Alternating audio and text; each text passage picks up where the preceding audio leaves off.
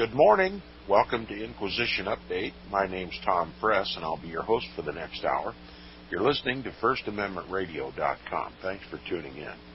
Now, if you're a regular listener, you understand that we began to cover Chapter 11 in this book, The Footprints of the Jesuits by R.W. Thompson. This dealing with the events that led up to the eventual suppression and extinction of the Jesuit order by the papacy itself. This chapter is very important to our understanding of the positions held by the Jesuits around the world in pagan nations, and also their rebellion against both the papacy and the government of Portugal in their refusal to comply with a church investigation into their activities in Paraguay, the Jesuit reductions in Paraguay. Now, since we didn't get very far yesterday on the program, I'll just back up to the beginning of Chapter 11. That, if you're following along, is page 183 in the book. Again, the title of this chapter, Chapter 11, is The Portuguese and the Jesuits. At the period referred to in the last chapter, the Jesuits were held in low esteem everywhere in Europe.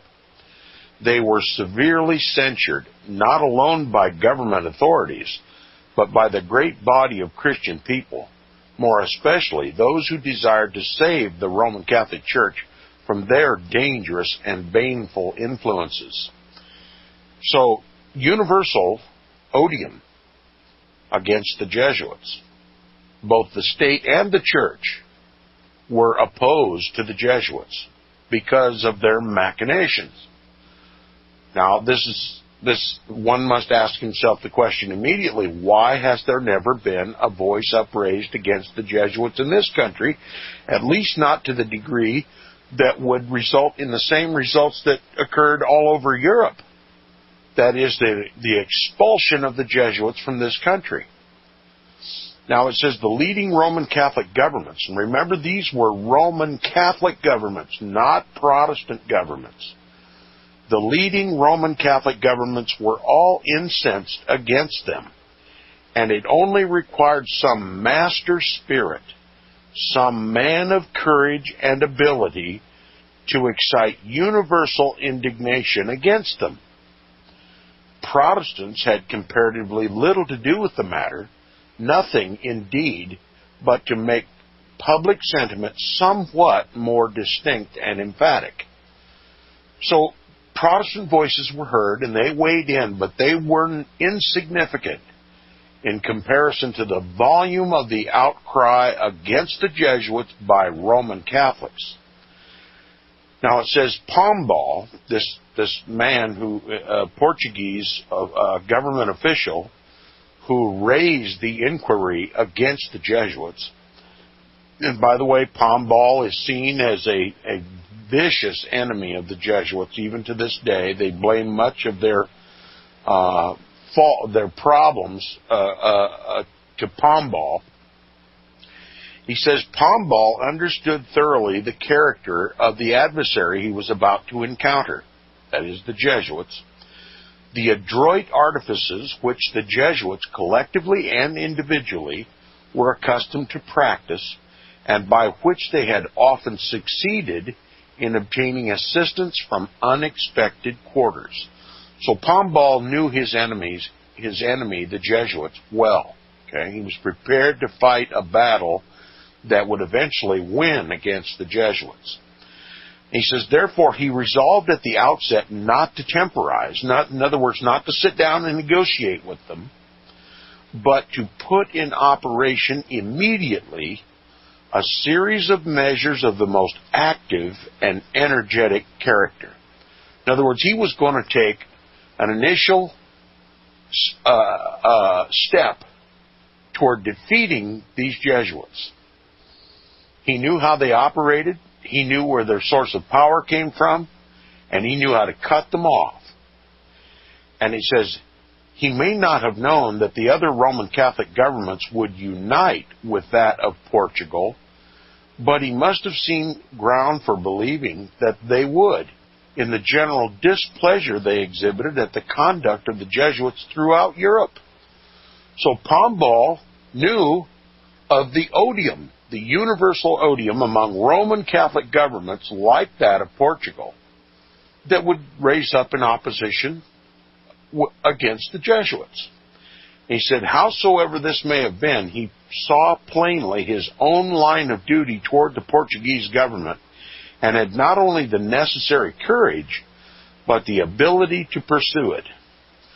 A royal council was held at the palace of the King of Portugal in 1757, at which he suggested, quote, the imperative necessity of removing the Jesuits from their posts of confessors to the royal family, unquote, for the reason that the controversy in South America could not be satisfactorily settled, if at all, so long as the Jesuits remained in a condition of influence to the action and opinions of the king in any degree whatsoever. So the very first active measure that Pombal took to destroy the Jesuits was to cut off all communication between the governments and the Jesuits, between the ruling families of the Catholic, particularly Portugal, and the Jesuits. Because Pombal knew the history of the Jesuits in that they would use the monarchy. They would, insinuate themselves into the court of power in the government, make allies in the government, and then whenever they were persecuted or charges were levied against them, they could go to the government and say that if we, a monarchical system, are challenged, then all monarchies are challenged. And this is how they repeatedly gained the influence of governments around the world. Pombal knew this. So he cut off the Jesuits' ability to manipulate the government. Wouldn't it be nice if we could do that here in the United States? Now it says he knew perfectly well how ingeniously they had wormed themselves into the confidence of kings, so that by becoming their confessors, that's what the Jesuits always do, they become the confessors of the most powerful people in the government, the king himself, and if not the king, his wife. Okay? So the government, the king or the king's wife or some critical member of his parliament becomes a penitent to the priest who hears his confession. And in the confessional box, of course, the Jesuits having to know all there is to know about certain situations before they can, issue penance and gain and grant absolution for the sins. The Jesuits get internal classified information. And boy, howdy, are they good at using, for their own benefit, classified information.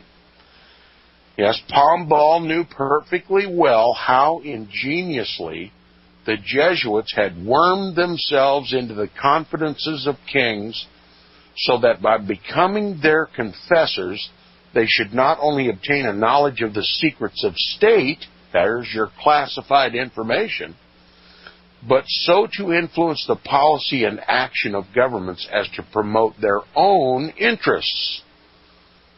So the Jesuits are adepts at gaining the influence of government and then using them for their own purposes. And this is exactly why I say that the wars that are fought by the United States of America are not for the benefit of maintaining the sovereignty and independence of this country, but through the fog of war, the Jesuits, using United States military, can accomplish great feats for the Jesuits. Okay? Now, does it make more sense why, laughingly, George W. Bush said, well, we couldn't find any weapons of mass destruction in Baghdad or in Iraq. no weapons of mass destruction here or there. Remember the speech he gave in front of the press? Made a mockery. And, of course, everybody, as political correctness would indicate, laughed at his joke until a spirit of remorse came over the crowd and they realized that millions of people died under the false pretense, the admitted false pretense by the chief occupier of our government, George W. Bush, that Iraq had no weapons of mass destruction. That was an admission. Yet that was the basis for the Iraq War, that they had weapons of mass destruction. And here is the President of the United States in front of the press, laughing, looking under his book at the podium, looking in the podium itself, looking all around his position where he spoke in front of the crowd. No weapons of mass destruction here, no weapons of mass destruction there. What a hideous example of the duplicity of our own government. This is a case of the Jesuits using not only the White House but our entire military to accomplish a war for the benefit of the Jesuits. No nation on the planet has ever been used to such an effect as has the United States of America by the Jesuit order. Now, this Pombal is not about to let that happen. Okay? Jesuits can say whatever they want about Pombal. He had their number. And the very first thing he did was he cut off all communication between the Jesuits and the government. Excellent war strategy against the Jesuits. Would to God that this nation would take the example of Pombal. Now, he said he knew perfectly well how ingenious the Jesuits had wormed themselves into the confidence of kings, so that by becoming their confessors, they should not only obtain the knowledge of the secrets of state, but so to influence the policy and action, that's politics, and the action of the governments as to promote their own interests. Okay? I hope my listeners are comprehending. R.W. Thompson has just told us the chief object of the Jesuits is to get control of governments by getting control of the leaders of government, and through the confessional box obtain critical information that the Jesuits may use for their own benefits. And it says, and like a sagacious and skillful statesman, as he undoubtedly was, he saw at a glance how necessary it was that the Jesuits should not be permitted to have further access to the king. The Jesuits represent the king as having been unwilling to assent to this proposition, but that's not of the least consequence, because, as they admit, he signed, quote, the decree which excluded all Jesuits from their office of confessors of the court, unquote. So the King of Portugal signed this decree. The Jesuits can no longer serve as confessors to the officers of the court, the officers of the government. Now, this was a terrible blow to the Jesuits, perhaps the very first of a serious character they had ever encountered. It was made the more serious by the fact that Portugal was recognized as a thoroughly religious country and sincerely devoted to the Roman Catholic Church.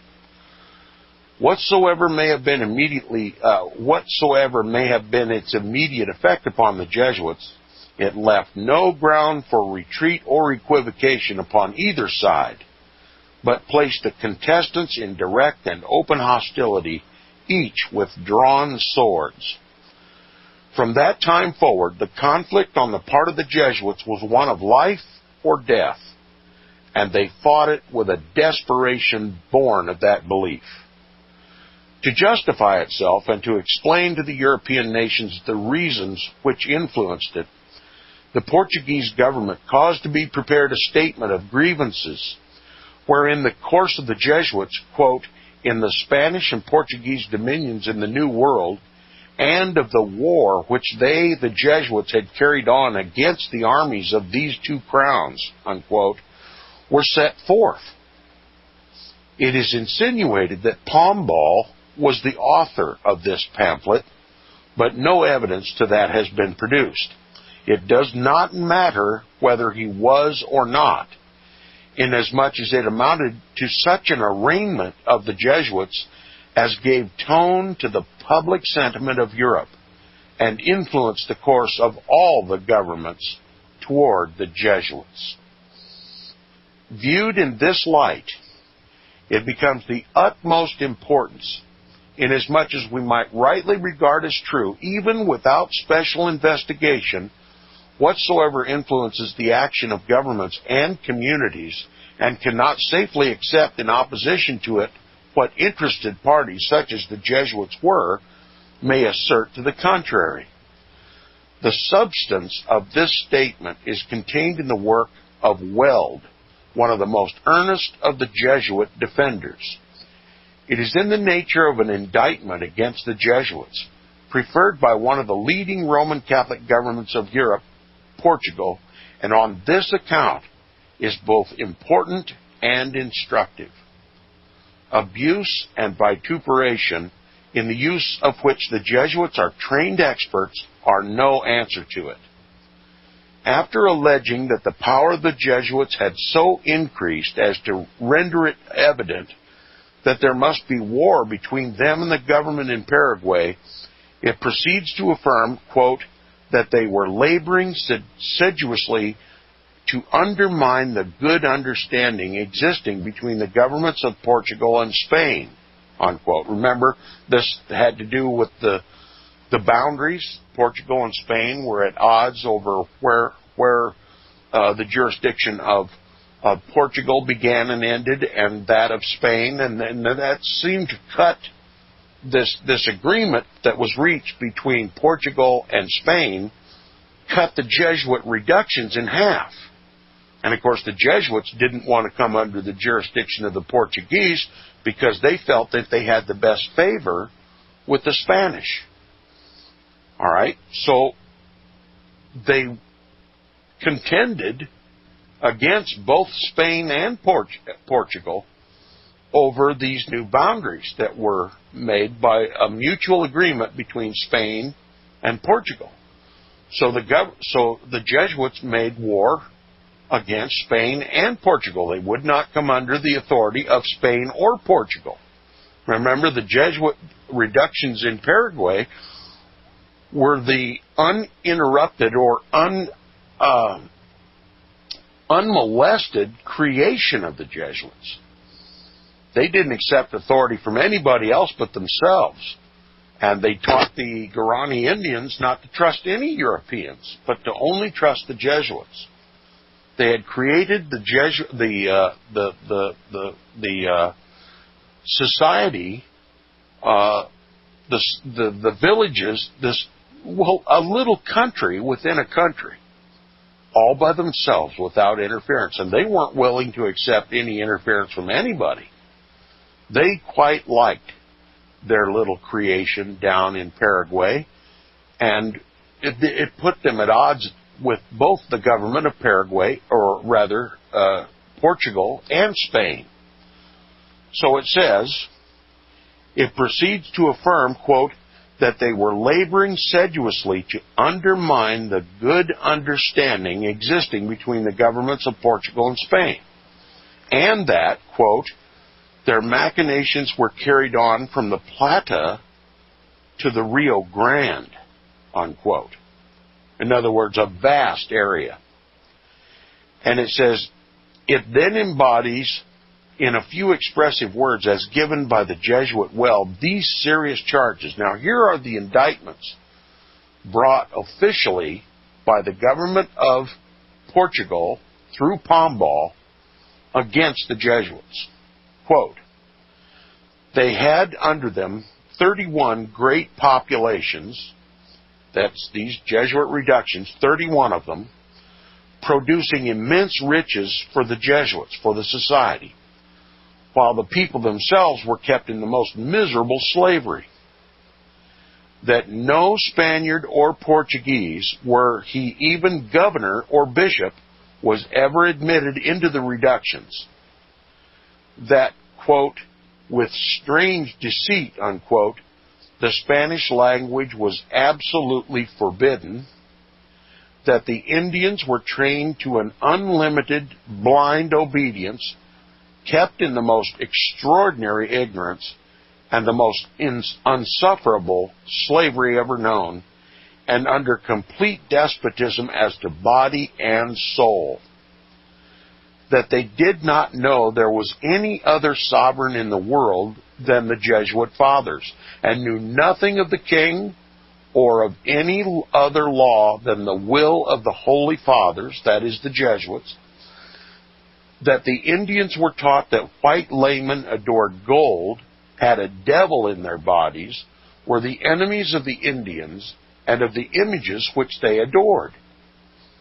That they would destroy their altars and offer sacrifices of their own women and infants, and that they were consequently taught to kill white men wherever they could find them, and to be careful to cut off their heads, lest they should come to life again, unquote.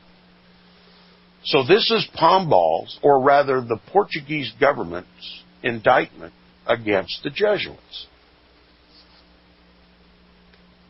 Now the author, R.W. Thompson, continues. He says, one would scarcely suppose that after this terrible arraignment of the Jesuits in Paraguay, there could be any other counts added to the indictment. In other words, it was a complete indictment of the Jesuits and their Paraguayan reductions. Nothing could be added to the indictment. It was conclusive. Okay, it was circumspective. It covered it all. Now it says, but in order to aggravate these offenses and to explain their disloyalty to the government, as we learn from the same Jesuit authority, Weld, they were also charged with opposing and resisting the treaty of boundary between Spain and Portugal, with carrying on a war against the two governments, fortifying and defending the passes leading to the reductions with artillery, inciting the Indians to revolt, and with exhibiting an obstinate resistance to royal authority. Now remember, royal authority is that which the Pope authorizes. Okay? In the Roman Catholic world, the Pope is the divine right ruler of the world, and he appoints the kings in all Catholic countries, or all countries that bow to the papacy. So an attack on royalty, this is where we get the union of church and state, because the Roman Catholic, or rather the Vatican, is both a church and a state, and they expect all Roman Catholic countries to come under that same order, a union of church and state. Any attack upon these royalties, which are selected by the papacy, or at least crowned by the papacy, or at least acknowledged as legitimate governments by the papacy, these royalties are sacrosanct, just as is the church. We'll continue right after these messages.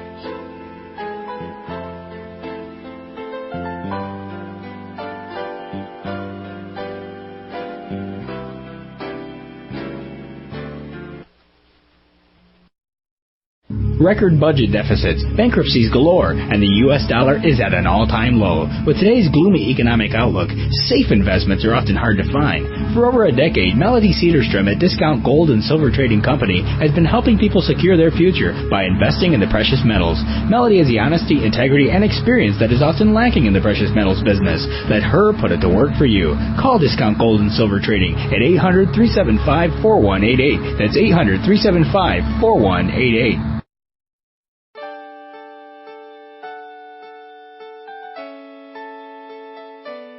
The program you are listening to is 100% sponsored by you, the listener, on this First Amendment Rights Media channel. You will notice that there are few commercials on this radio network. There's a good reason for that. Corporate advertising dollars come with strings that limit program content. So without your help, these programs cannot continue on Internet or our several affiliates. If you benefit by the educational law programs, we ask you to give. If you are admonished or nurtured by the Bible and ministry programs, we ask you to give. If some voice a cause that you are passionate about, we ask you to give. If you believe in any of these, we ask you to support them as you would a missionary on a continual basis, as if giving a tithe for missionary radio. These programs are not commercially viable and must be supported by those faithful to the cause of truth.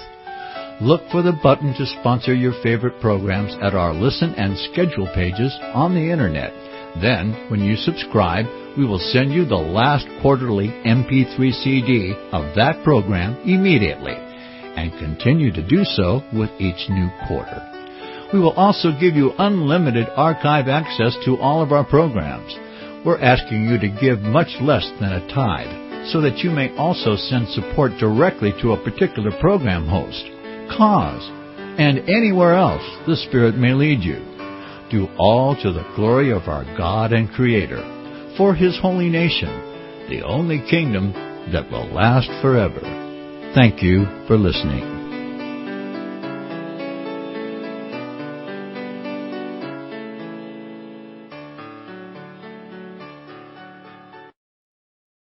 Welcome back from the break. You're listening to the second half hour of Inquisition Update on First Amendment Radio. If you appreciate Inquisition Update, please support First Amendment Radio, who sponsors the program. Help support Inquisition Update by supporting First Amendment Radio. Now, before the break, I was explaining the strategy used by Pombal. You're going to find this interesting. Now, the Jesuits had set themselves in opposition against the government of Spain and Portugal by resisting any interference by either one of these governments. Now, remember, these governments are Roman Catholic. They are church states. The church has power over these states, Spain and Portugal, and being that church and state were united both in Spain and Portugal, any attack against one of these kings, one of these governments, was a direct attack upon the papacy. Look what Pombal is doing. Not only did he cut off the line of communication between the Jesuits and the governments of Spain and Portugal, but he uses Ignatius Loyola's strategy by inferring that any resistance to a papal king or kingdom was a direct attack on the papacy. He was using Ignatius Loyola's strategy to get the Pope involved in this. Now, in Roman Catholic canon law, if a nation rises up against a Roman Catholic state, it has the Roman Catholic state has the support of the papacy. The church and the state are sacrosanct when they are united. A church, the Roman Catholic Church, is sacrosanct according to canon law. No charge may be brought against it, that being the Pope. And if the church is united to the state, as it was in Spain and Portugal both being church states supported by the papacy, when the Jesuits showed no respect to either one of these governments, Spain or Portugal, It was an attack on the divine right of the Pope.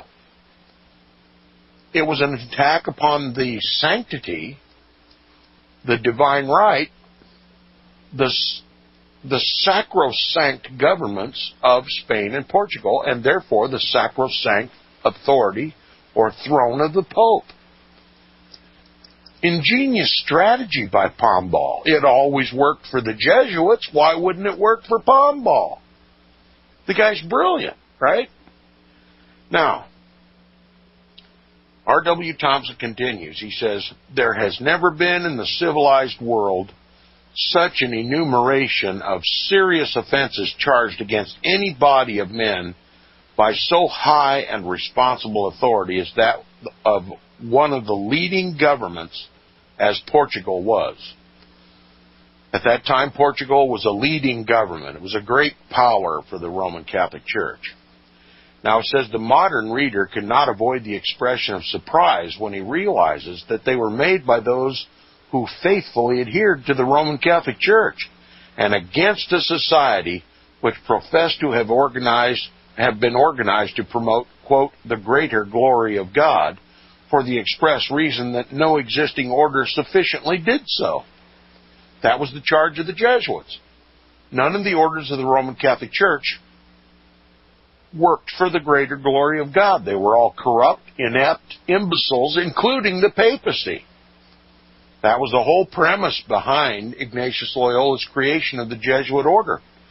And here, his insolence and disrespect for the Roman Catholic Church even extended to the Roman Catholic governments of Spain and Portugal. This is an attack on the papacy itself. Now, it is scarcely possible that such accusations as these would have been made without some justifying cause. If they were even exaggerated, the government of Portugal must have obtained information from responsible sources sufficiently reliable to authorize a searching investigation. That undoubtedly was the object of Pombal and the king, not merely an explanation of their own official conduct, but to bring the conduct and attitude of the Jesuits to the notice of other governments. Okay?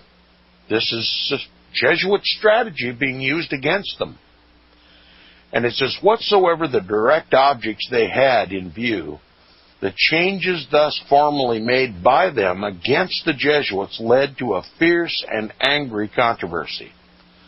The Jesuits defended themselves with their accustomed violence, and it has required many pages to convey to the world the character of the maledictions visited by them upon the name and memory of Pombal.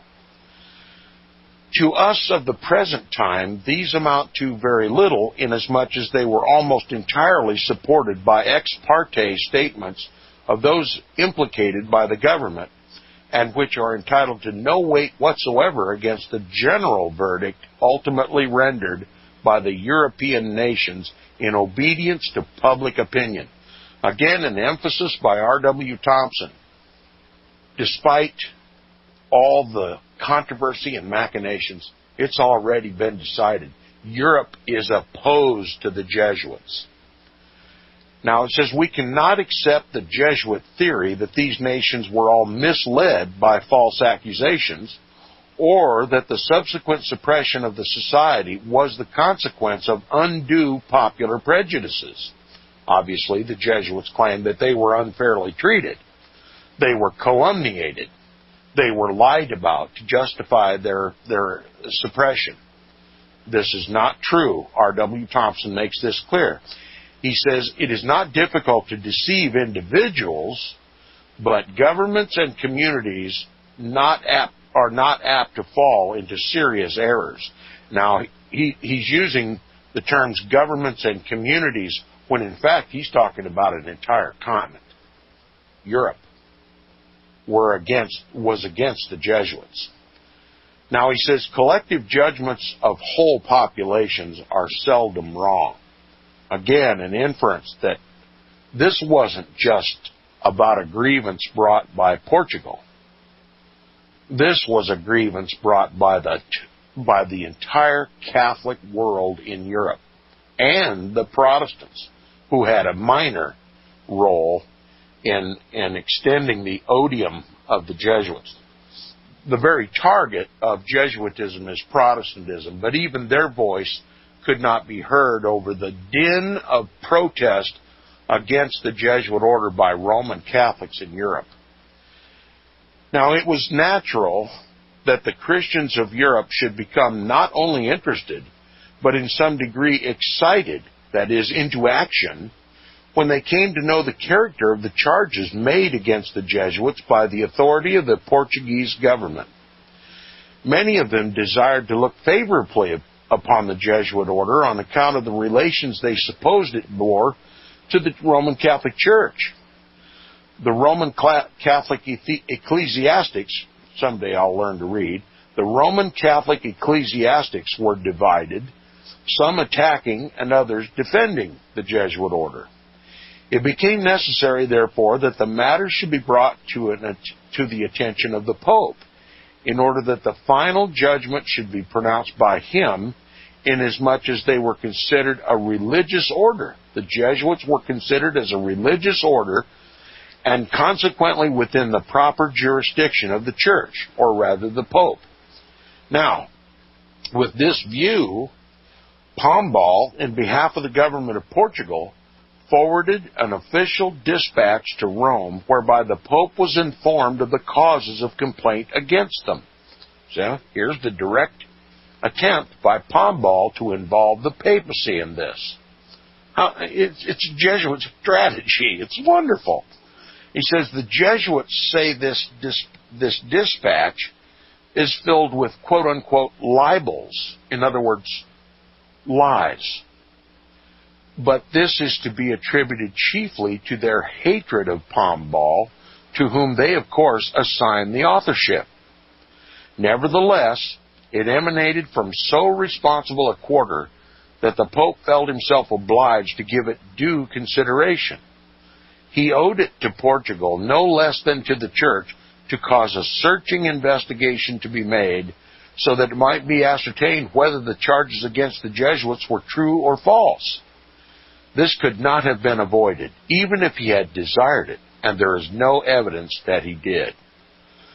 Benedict XIV was the Pope at that time, and his Secretary of Briefs was Cardinal Passionné, who had the reputation of being a man of integrity and ability. The initiatory steps had consequently to be taken by them.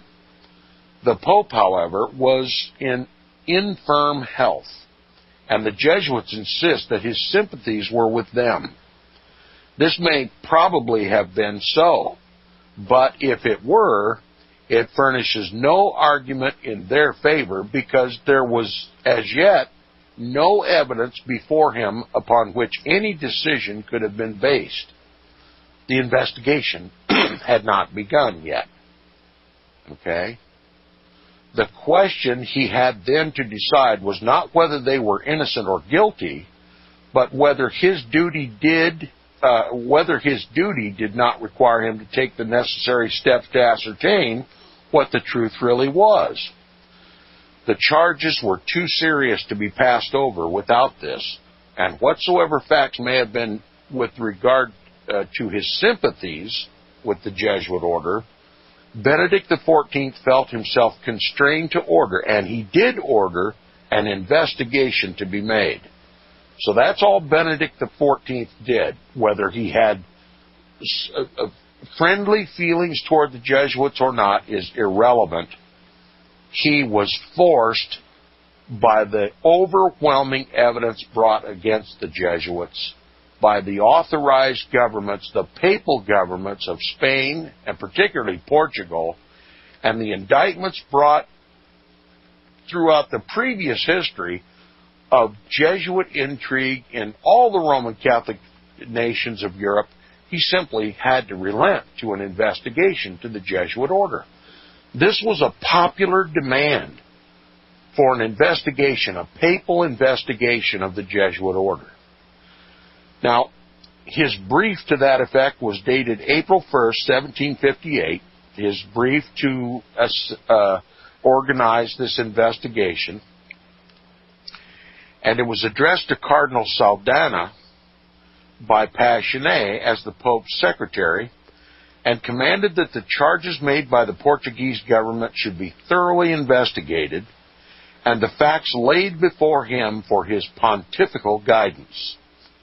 This was the inauguration of a regular trial before a tribunal of acknowledged jurisdiction and probably had the effect of suspending, in some degree, the public judgment to await his final decision. So all of Europe is put on the ice. Okay? They have to shut up and wait for the Pope to do his investigation of the Jesuits, not just their activities in Paraguay, but all over the world. Now it says the Jesuits could not rightfully have objected to this course, and if it be true, as they insist, that the Pope sympathized with them, they doubtless congratulated themselves upon his favorable inclination toward them. Whatsoever may have occurred afterwards, the investigation undoubtedly had an impartial beginning. On this account, the inquirer who desires to understand the history and character of the Jesuits will be interested in its important details.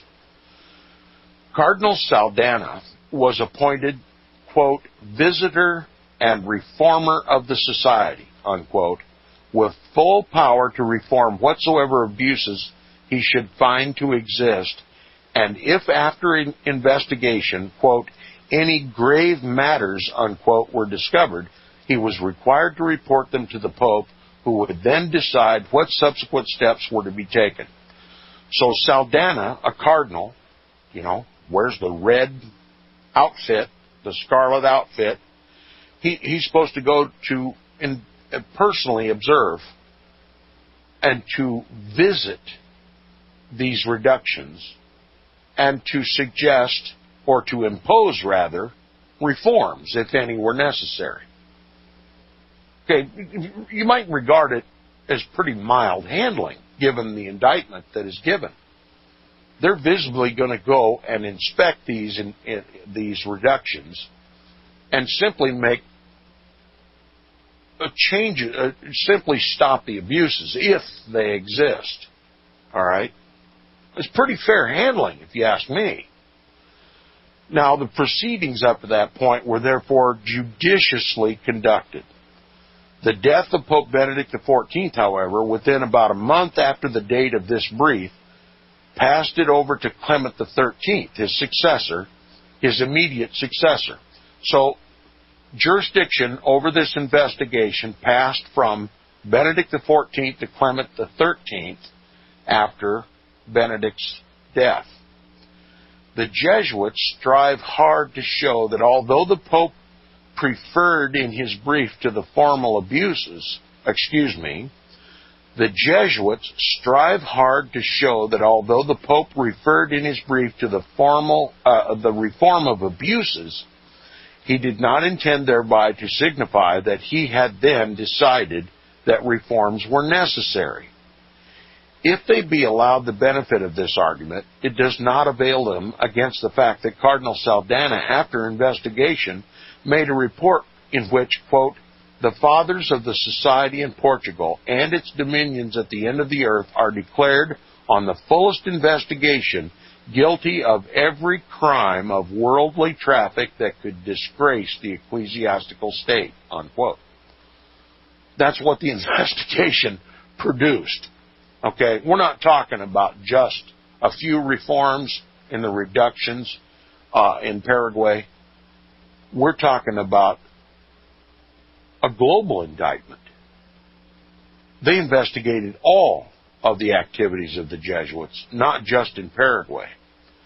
It says, if they be allowed the benefit of this argument, it does not avail them against the fact that Cardinal Saldana, after investigation, made a report in which, quote, the fathers of the society in Portugal and its dominions to the end of the earth, in other words, they investigated the activities of the Jesuit provincials even in Portugal, and the Jesuit dominions all over the world are declared on the fullest information guilty of every crime of worldly traffic that could disgrace the ecclesiastical state, the church state, unquote. Whilst the special accusation here made had reference to the commercial traffic by which, in express violation of the rules of the society, the Jesuits had accumulated immense wealth in all parts of the world and in direct violation of their vow of extreme poverty, Pombal considered himself justified with the assent of the king in requiring of the Cardinal Patriarch of Lisbon the issuance of an official order, quote, to suspend from the sacred ministry or preaching or hearing confessions all the religious of the Society of Jesus, unquote, in the Patriarch of Lisbon. Now there is an indictment. They've stopped the Jesuits from any religious activity related to the church. It's an attempt to at least paint the Jesuits as not a legitimate order of the Roman Catholic Church at all, which in fact they weren't. R.W. Thompson early on in this book makes plain the inference that the aim of Ignatius Loyola was inevitably to take over the church and the papacy. And I believe we see that now today with the first Jesuit Pope, Francis I, now on the so-called chair of Peter. What R.W. Thompson predicted back in 1876 is now true. There is a Jesuit now in the papal chair. Now, one can look at the machination of the Jesuits, and we're just beginning to look at what they had been in the business of doing up until the time of their suppression. But look what's happened after their restoration 41 years later. Now they occupy the papal chair. One can only imagine how much influence they have in the governments of the world today. Now, an order to that effect was accordingly issued by the Patriarch, which made the issue more serious and complicated than ever, for it was a direct and practical procedure which everybody could understand. In their own defense, the Jesuits urged that the Patriarch was intimidated by Pombal, and that, in consequence, he died of remorse within a month and confessed his error upon his deathbed. Such defenses as this are of no weight as arguments in the Jesuits' defense in the face of actual and known occurrences, and especially when it is well known that the Jesuits are in the habit of resorting so frequently to deathbed repentances obtained in private by themselves as to excite general suspicion against them. The Jesuits have worn this out by obtaining deathbed confessions when it's necessary, when it's appropriate, and when it best benefits the Jesuits. That all of Europe was wise to it. So, another attempt, but it fails. Now, even, however, if their statement in this case is accepted as true, the order of the Patriarch was carried into effect by the government of Portugal and proved in the end to be the most fatal blow ever aimed at the Jesuit order before that time. The proceedings were not arrested by the death of the Patriarch, for the vacancy made by it was immediately filled by the appointment of Cardinal Saldana as his successor, which the Jesuits were compelled to construe as a censure of their society, inasmuch as he had already, in his report, charged them with crimes disgraceful to the ecclesiastical state. So, when the death of the Patriarch took place, their worst enemy took his place. The Jesuits' worst enemy took his place. Now, as this appointment was made by the Pope, it is at least to be inferred that he, up to this point, regarded the investigation as fairly and impartially made. After his appointment as patriarch, Cardinal Saldana banished the Father Superior of the Jesuit professed house and caused such measures to be taken as resulted in the arrest of 2 Jesuits in Brazil who were sent to Portugal and imprisoned. He appointed the Bishop of Para in Brazil as his ecclesiastical delegate to act in his name in South America.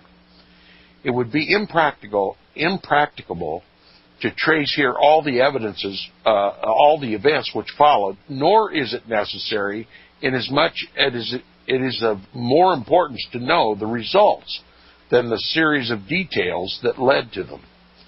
The first important result that occurred in South America under the ecclesiastical administration of the Bishop of Para was the issuance by him of a decree whereby, quote, he suspended all Jesuits in his diocese from the functions of the confessional and the pulpit, unquote. Think of the significance this makes and what message this sends to the whole world. The Jesuits are banned from any function as a priest. In other words, he's basically suspended them of being an official order, monastic order of the Roman Catholic Church. Tell me, these people are recognizing what the true motive of the Jesuit order is: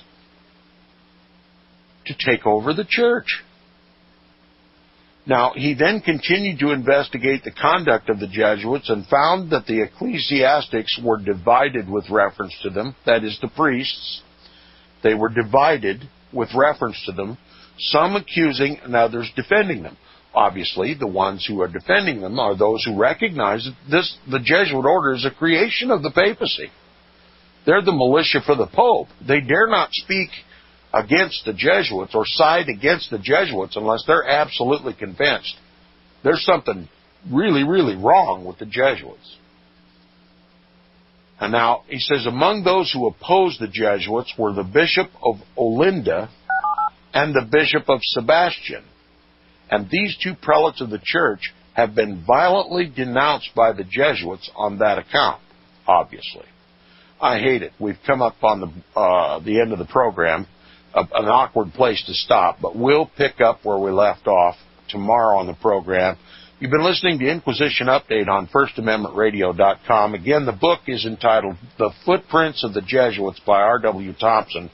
Get a copy, and if you care to, send me an email at tom@seawaves.us. Tell me what you think about this book so far. Are your eyes being opened?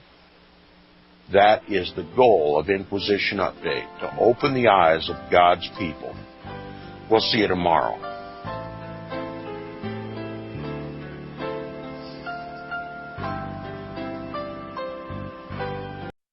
Visit crosstheborder.org, CROSS, crosstheborder.org, to get your print, EPUB, or PDF version of the book, The Rapture Will Be Canceled. That's crosstheborder.org. I know you all want answers, and believe me, so do I, and I'll do my best to get them. Despite Nicolas Cage's promise to do his best to get left behind rapture answers for us, don't hold your breath. Not everyone believes Left Behind is true prophecy. Some may even regard as conspiratorial the mainstream re-release of the Left Behind movie, with actor Nicolas Cage portraying the main character, as an attempt to further reinforce in the minds of all this perception of false prophecy, in order to condition the masses for the play about to begin. If you want true Bible prophecy answers, get the book, The Rapture Will Be Canceled. The author exposes the Latin rapture origin, the 7-year tribulation deception, true Bible revelation of Daniel's 70 weeks, the abomination of desolation, the restrainer, America in the Revelation, the image of the beast and the mark of the beast, and the truth about God's chosen people, and so much more about Bible prophecy. This book will shatter the Left Behind paradigm of future events. Get the book, The Rapture Will Be Canceled. Visit crosstheborder.org, CROSS, crosstheborder.org, to get your print, EPUB, or PDF version of the book, The Rapture Will Be Canceled. That's crosstheborder.org.